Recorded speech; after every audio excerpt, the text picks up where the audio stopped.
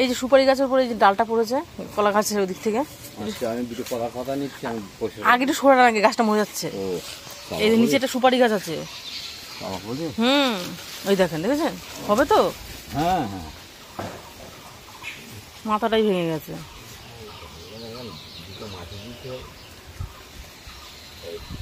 দেখি মাথাটাই ভেঙে গেছে। ছেলে উঠবে, উঠবে? হ্যাঁ তো উঠবে না। আমাদের দেহ যতই আছে ওদের সেরকম, ওদের হাত পা ভেঙে গেলে কিরম হয়, আমরা তখন টাঙাতে রাখি, শ্বাস থাকায় ফেলে দেবো না। সব গাছ কলা হয় না, শুধু শুধু রেখে দিয়েছে। Hello everyone, good morning. তোমাদের সকলকে স্বাগত মনিকা ডেলি ব্লগে। ব্লগটি দেখতে থাকো, আশা করি তোমাদের খুব ভালো লাগবে। এখানে দেখো পুঁইশাক গাছটা কত সুন্দর হয়েছে। এই গাছটা এমনি হয়েছে, বুনিনি, কেননা এর আগে মিষ্টি কুমড়ো গাছটাও এমনি হয়েছে, একাটাই হয়েছে। আর এখানে দেখো খুব সুন্দর একটা স্থলপদ্ম ফুল গাছ হয়েছে। গাছটা না মরে গেছিলো, তারপরে দেখলাম ওই গোড়া থেকে এই কচি ডালগুলো বেরিয়েছে। এখানেও লাগিয়েছি আর ওই দিকেও লাগিয়েছি। এটা একটু ভেতরের দিকে জায়গায় লাগানো এই গাছগুলো। আর এখানে দেখো একটা লেবু গাছ আছে, পাতি লেবু, তা অনেক ফুল এসেছিল, তার শেষ পর্যন্ত এই দেখো একটাই লেবু হয়েছে এই গাছটায়। আপনি নিচ্ছেন জানে এগুলো?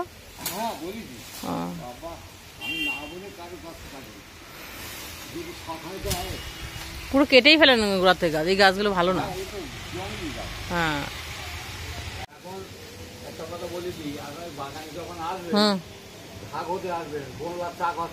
তাই? হ্যাঁ, জানবেন না হয়তো, কিছু কাজে ফট করে ধরে নিল, একদম মেরে ফেলে দেবে।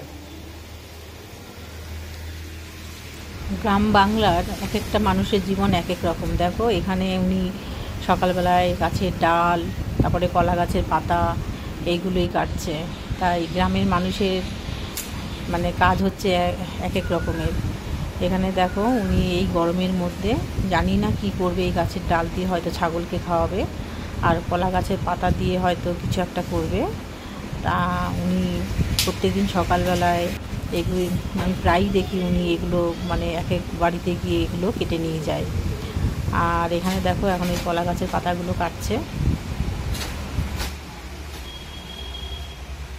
গাছের আমগুলো পড়েছে, এই আমগুলো দিয়ে এখন আমসত্ত্ব দেবো, তাই কেটে এখন আমটা ভালো করে গুলে নেব। তারপরে ওই আমটাকে গ্যাসে ভালো করে ফুটিয়ে নিয়ে তারপরে আমসত্ত্বটা দেবো, তারপরে রোদে দিয়ে দেবো।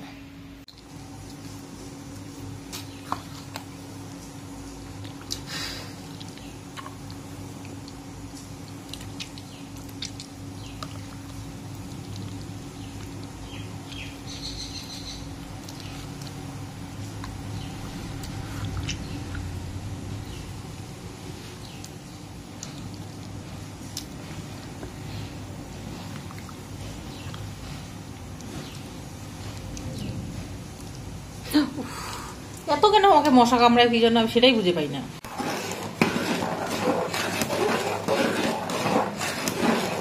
আগে থালার মধ্যে এরকম সর্ষের তেল মাখিয়ে নিলে না, আমসত্ত্বটা যখন তুলবো তখন খুব সুন্দরভাবে উঠে যাবে। তাই জন্য একটু থালার মধ্যে সর্ষের তেল মাখিয়ে দিচ্ছি। আর প্রত্যেকবার তো গাছে অনেক আম হয়, এরকম আমসত্ত্ব দিই। তা গেল বছর একটাও আম হয়নি, তা গেল বছর আর আমসত্ত্ব দিইনি। আর প্রত্যেকবারে আমার একটা নেশা আম হলে আমসত্ত্ব দেওয়ার। তা এইবারও খুব একটা বেশি আম হয়নি, কয়েকটা হয়েছে। তাই এখানে দেখো কয়েকটা আম গুলে ভালো করে জাল দিয়ে নিয়ে তারপরে এখন এই থালার মধ্যে ঢেলে দেব, আর তারপরে রোদে দিয়ে আসবো। তারপরে এইটা দেওয়ার পর শুকালে আবার এর উপর দিয়ে আরও দেবো।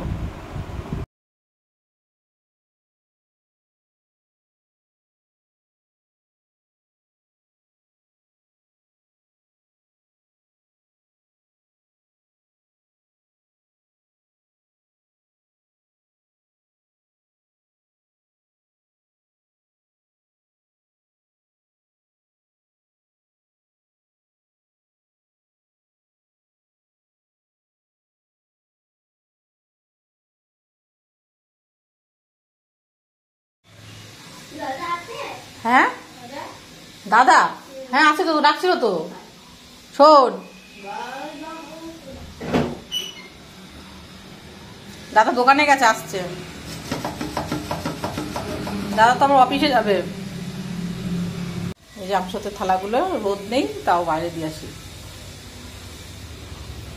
কই রে ওই আমসত্ত্ব থালাটা নিয়ে আয়, ওই 2 হাতে ধরে আমসত্ত্ব। চলো রোদে দিয়ে আসি। রোদ নেই তোরে পুরো, রোদ চলে গেল। আর এখানে দেখো জবা গাছটায় কত কুড়ি এসছে, আর এত সুন্দর লাগছে গাছটা, তাই তোমাদের সাথে একটু শেয়ার করলাম। গাছটা এত দারুণ হয়েছে, পাতাগুলো খুব সুন্দর চকচকে। ও বুড়ো, তোমরা কি একটা জিনিস খেয়াল করলে, আমি যখন ডাকলাম আমার নাতিকে তখন কিন্তু একটা পাখি সাড়া দিল। এই হচ্ছে গ্রামের প্রকৃতি। চলো আজকে আমি কি কি রান্না করব সেগুলোই তোমাদের শেয়ার করব। এখানে দেখো কলমি শাকটা ভালো করে ধুয়ে নিয়েছি, আর রান্না করব বিউলির ডাল, আর আলু পটলের তরকারি, আলু ভাজা, আর আলু ঢেঁড়স ভাজা। এগুলোই হচ্ছে শনিবারের নিরামিষ রান্না।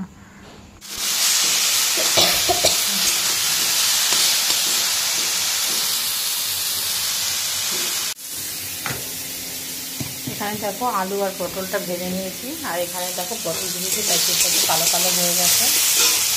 এর মধ্যে আলু আর ঢেঁড়সটা কাটতে ভেজে দিচ্ছি। এটা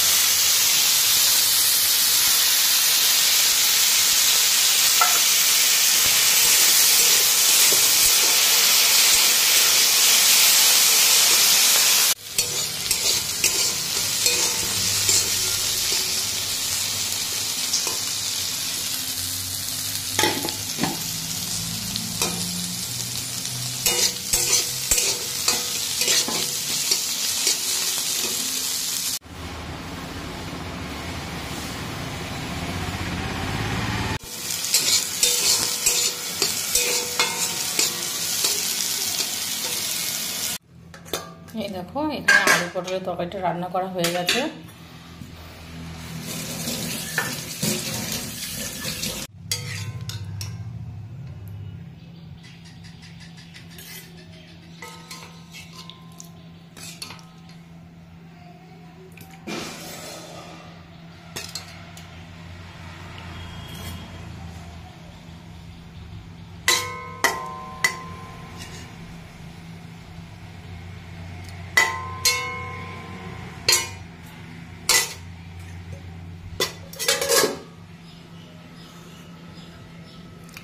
আর বাড়িতে একটু তরকারি নিয়েছি, আজকে আলু পটল অল্প করেই করেছি। এই আলু পটল তরকারিটা আমার দিদিভাইকে দিতে যাচ্ছে, দিদিভাইয়ের ঘরে নিয়েছি। এখানে হচ্ছে কলমি শাক ভাজা আর আলু ঢেঁড়স ভাজা, আর আজকে যেহেতু নিরামিষ শনিবার, আর হয়েছে বিউলির ডাল আর আলু পটলের তরকারি।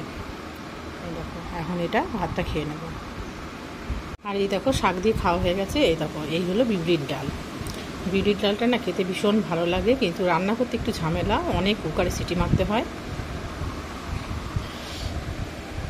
এই দেখো একদম গাছ পাকা আম, দেখেছো? এই আমগুলো এখন হাওয়ায় সব পড়লো, দেখো কষ পড়ছে আম দিয়ে,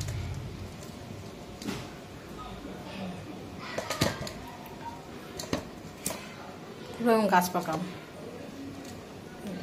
তোমাদের যদি ভিডিওটা ভালো লাগে তাহলে like, comment, share and subscribe করে দিও। দেখা হচ্ছে নেক্সট ব্লগে। টাটা।